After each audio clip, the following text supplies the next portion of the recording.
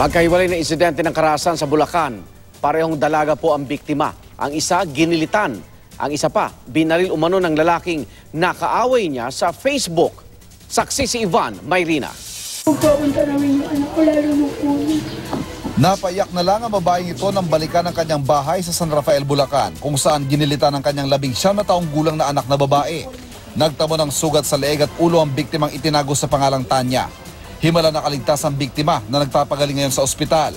Base sa investigasyon, Sabado ng gabi nangyari ang krimen. Mag-isa si Tanya sa bahay habang hinihintay ang kanyang kapatid na nagtatrabaho sa Maynila.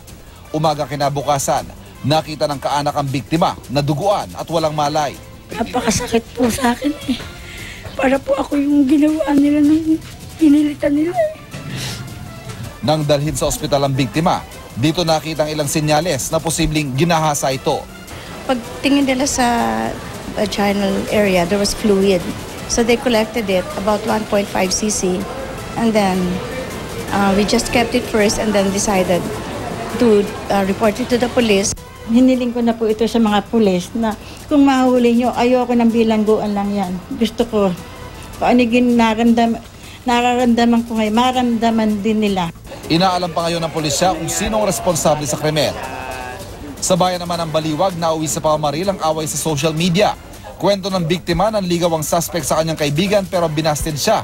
Binibiro raw ng biktima at ilan niyang kaibigan ng suspect hanggang sa nagpost ang suspect na hindi raw siya tinitigilan ng biktima na nag-aalok daw na makipagtalik. Kinumpronta ng biktima ang suspect.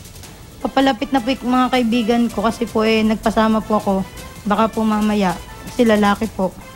Tapos nung lalapit na po sila, bigla pong pumutok na po yung baril. Sinubukan pa rin nilang habulin ng suspect pero nakatakas siya.